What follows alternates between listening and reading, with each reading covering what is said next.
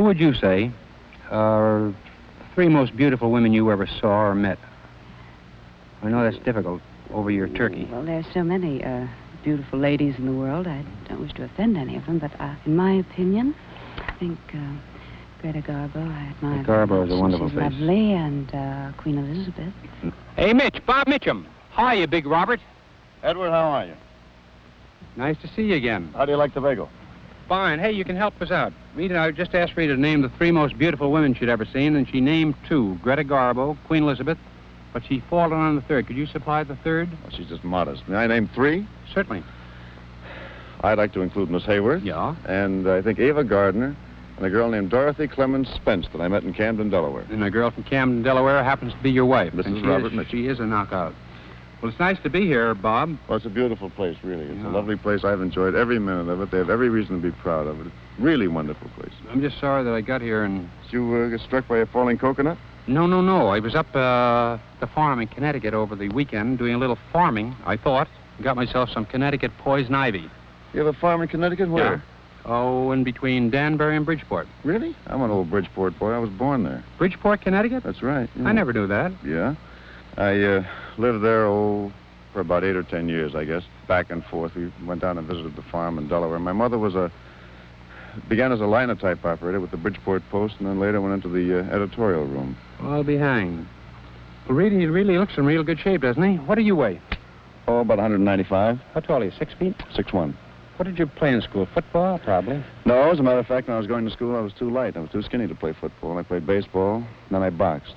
I boxed? Yeah, I boxed about 2 years and finally got tagged and gave it up. Who's the best, who would be your beau ideal of fighters? Well, of course, at that time, naturally, Jack Dempsey for his color. You know, he was a great, very colorful fighter, as we all know. And I think Tommy Laughlin.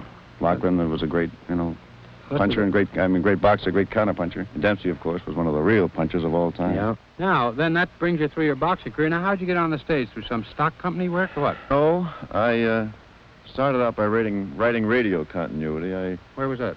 In Long Beach, California. Then I started writing nightclub material. I probably wrote more people out of show business than anybody. And occasionally they were short-handed in front of the microphone, so they just hand me a script and I go to work too, and I just drifted into it because I found it was a lot easier than any other work I'd ever done. Well, this trip would have supplied a great radio script for you because the reaction of a town like Trinidad, how did they react when the movie stars dropped out of the skies? Ed, you wouldn't believe it. It was just like that, as though they had dropped from the skies. I have traveled a number of places in the past 2 years on location, and I've never seen anything like this. We arrived at the airport about 8 o'clock at night, and there are about several thousand people there, and the doors of the plane open, and they all roar, "How do you like Trinidad?" And it was just like that everywhere we went. There were hundreds of people in front of the hotel, or if you went shopping downtown, you were practically trapped in the shop because of stop traffic, and they were wonderful. Everybody became sort of a personal friend in Trinidad.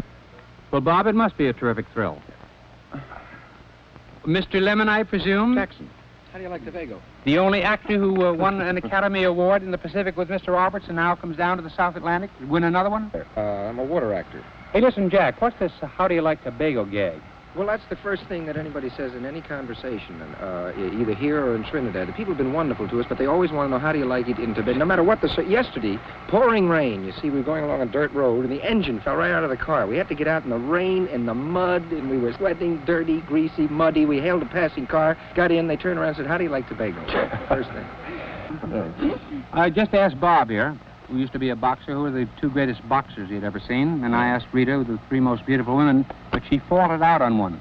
So I'm going to ask you, John Lemon, who are the three most beautiful women you've ever seen?